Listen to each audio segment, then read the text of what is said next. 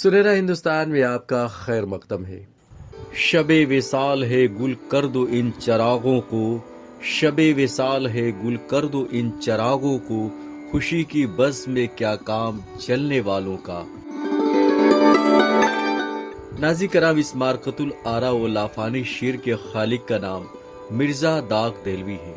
मिर्जा दाग दहलवी का शुमार उर्दू ज़बान व अदब और गज़ल के मुनफरिद व अजीमुल मर्तबत शोरा कराम में होता है। नाज़रीन करम, आज हम इसी मुनफरिद व मुमताज़ शायर के ताल्लुक से बातें करेंगे। लेकिन दोस्तों, गुफ्तगू में आगे बढ़ने से कबल आपसे हमारी निहायत पुरखुलूस व मुअद्दबाना गुजारिश है कि हमारे चैनल को सब्सक्राइब करें, वीडियो मुकम्मल देखें, अगर पसंद आए तो इसे लाइक और शेयर लाजमी करें। नाज़रीन कराम, मिर्जा दाग दहलवी के फन व शऊर वो ज़बान व बयान का दरिया इल्म व अदब के आबे ताज़ा के साथ रवां दवा है, जिससे तिश्नगानी इल्म फन की खासी तादाद सैराब होती रहती है। उन्हें दुनियाए अदब में फसीहुल मुल्क नवाब मिर्जा खां, दबीरुद्दौला और बुलबुले हिंद जैसे जलीलुल कद्र खिताबात से नवाजा गया। नाज़रीन कराम, दाग की शायरी की सिनफे महबूब गजल है। वो कदीम गजल के एक नुमाइंदा शायर है, लेकिन उन्होंने शायरी के दिगर असनाफ में भी अपने फन और शऊर के जादू जगाए हैं। दोस्तों, मिर्जा दाग दहलवी 25 मई 1831 को दिल्ली के चांदनी चौक में पैदा हुए। उनके वालिद का नाम नवाब शमसुद्दीन अहमद खां था। नाज़रीन कराम, दाग के एजाज में वो गली जिसमें वो पैदा हुए, उस गली का नाम कूचे दाग रखा गया। दोस्तों, दाग महज 6 साल की उम्र के थे कि उनके वालिद का इंतकाल हो गया। उनकी वालिदा ने 1837 में आखिरी मुगल बादशाह बहादुर शाह जफर के बेटे मिर्जा फखरू वली अहद से निकाह कर लिया। उन्हें शौकत महल के खिताब से नवाजा गया। दाग भी अपनी वालिदा के हमरा मुगलों के किला मुअल्ला में दाखिल हुए। उनकी भी तालीम और तरबियत किला के दिगर शहजादों के हमरा बहादुर शाह जफर की निगरानी में हुई। नाज़रीन कराम, दाग बचपन से ही ज़हीन थी। उनकी जहानत के बाइस बहादुर शाह जफर उन्हें खूब पसंद करते थे। दाग को बचपन से ही शेर व सुखन से गहरी उनसियत थी। कमसिनी से ही उन्होंने किला के अदबी नशिस्तों व दिल्ली के मुशायरों में शिरकत का आगाज कर दिया था और उन महाफिल में उनके कलाम को खूब पजीराई मिलती, लोग खूब पसंद करते थे। नाज़रीन कराम, ये वो दौर था कि शायरी की दुनिया में ज़ौक़, मोमिन, गालिब और जफर का परचम खूब बुलंद था।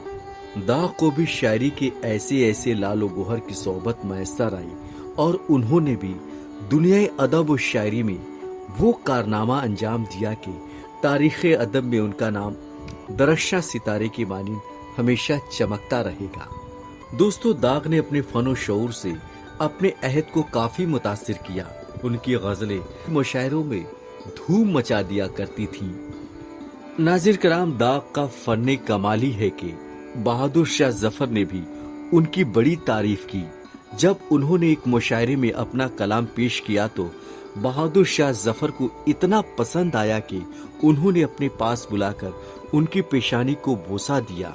उन्होंने उस महफिल में जो कलाम पेश किया था, उसका एक मकबूल शेर यूं है कि हुए मगरूर जबकि आह मेरी बेअसर देखी, हुए मगरूर जबकि आह मेरी बेअसर देखी, किसी का इस तरह यारब ना दुनिया में भरम निकले। नाज़रीन कराम, दाग का बचपन व जवानी का इब्तदाई दौर किला मुअल्ला में बहादुर शाह जफर और उनके बेटे मिर्जा फखरू वली की सरपरस्ती में गुजरा। जब दाग 25 बरस के हुए तो मिर्जा फखरू वली अहद ने दाई अजल को लब्बैक कह दिया। इस सदमे का दाग पर काफी गहरा असर हुआ। अभी इस गम का बार हल्का भी न हुआ था कि चंद माह के बाद 1857 में गदर का वाकया पेश आया। इस लड़ाई में बेशुमार लोगों का कत्ल हुआ। इस खूनी वाकये ने भी दाग को झंझोड़ दिया था। उधर मुगल हुकूमत के आखिरी ताजदार बहादुर शाह जफर को भी माजूल करके रंगून भेज दिया गया और वहीं बहालत कैद उन्होंने 1862 में वफात पाई। दोस्तों, उस पुरफितन दौर ने दाग के कल्बी सुकून को पामाल कर दिया था। उन्होंने चैन सुकून की तलाश में कई इलाकों का सफर किया, लेकिन कहीं सुकून नसीब न हुआ। इस ज़िम्न में वो कहते हैं, کہیں آرام سے 2 دن فلک رہنے نہیں دیتا، کہیں آرام سے 2 دن فلک رہنے نہیں دیتا، ہمیشہ ایک نہ ایک سر پر مصیبت آ ہی جاتی ہے۔ ناظر کرام، داغ خوددار و خدا ترس انسان تھی۔ انہیں دلی کے تباہ ہونے اور رامپور سے بچھڑنے کا گہرا صدمہ تھا۔ وہ حسب ضرورت کی ہی خواہش رکھتے، انہیں ضرورت سے زائد کی طلب کبھی نہ تھی۔ اللہ پر اعتماد اور عمل کے حوالے سے اپنی ایک ربائی میں داغ یوں کہتے ہیں: وہ فائدہ انسان کا گھبرانا ہے، ہر طرح سے اسے رزق تو پہنچانا ہے، تاروں کے خزانوں سے بھی مل جائے گا، منظور جو اللہ کو دلوانا ہے۔ دوستو، داغ کو فن و شعور پر اتنی دسترس حاصل تھی کہ اس کا اعتراف بڑے بڑے شعراء و ادبا نے کیا ہے۔ ان کے تعلق سے غالب کہتے ہیں: داغ کی اردو اتنی عمدہ ہے کہ کسی کی کیا ہوگی۔ ذوق نے اردو کو اپنی گود میں پالا تھا، داغ اس کو نہ صرف پال رہا ہے بلکہ اس کو تعلیم بھی دے رہا ہے۔ بقول نفیس سندیلوی، داغ فطری شاعر تھے۔ وہ غزل کے لیے پیدا ہوئے اور غزل ان کے لیے، ان کی زبان غزل کی جان ہے۔ اردو شاعری میں زبان اور اس کی مزاج شناسی کی روایت کی ابتدا سودا سے ہوتی ہے۔ یہ ذوق کے وسیلے سے داغ تک پہنچتی ہے اور داغ نے اس روایت کو اتنا آگے بڑھایا کہ انہیں استاد ذوق اور سودا دونوں پر فوقیت حاصل ہو گئی۔ ناظر کرام، داغ کی شاعری کے حوالے سے اردو کے معروف شاعر فراق گورکھپوری کہتے ہیں: اردو شاعری نے داغ کے برابر کا فقرہ باز آج تک پیدا کیا ہے اور نہ آئندہ پیدا کر سکے گی۔ دوستو، داغ نے اپنی شاعری میں مشکل الفاظ کے بجائے سہل و آسان لفظوں کو جگہ دی ہے، سیدھے الفاظ کا استعمال کیا ہے۔ اس ضمن میں رام بابو سکسینہ یوں رقم تراز ہوتے ہیں: ان کی زبان کے ساتھ ساتھ ان کی خدمت کی بھی ضرور قدر کرنی چاہیے کہ انہوں نے سخت اور معلق الفاظ ترک کیے اور سیدھے الفاظ استعمال کیے، جس سے کلام میں بے ساختگی اور فصاحت مزید بڑھ گئی۔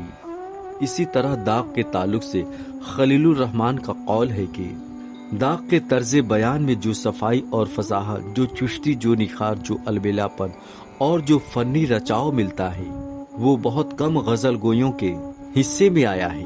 داغ کا فن ان کی شخصیت کی ایک تصویر ہے، اس لیے اس میں بڑی جان ہے۔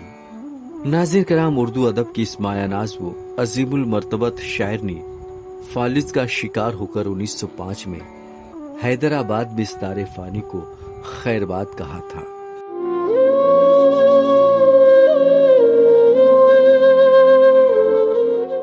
دوستو، ہماری یہ ویڈیو آپ کو کیسی لگی اپنے کمنٹس میں ضرور بتائیں۔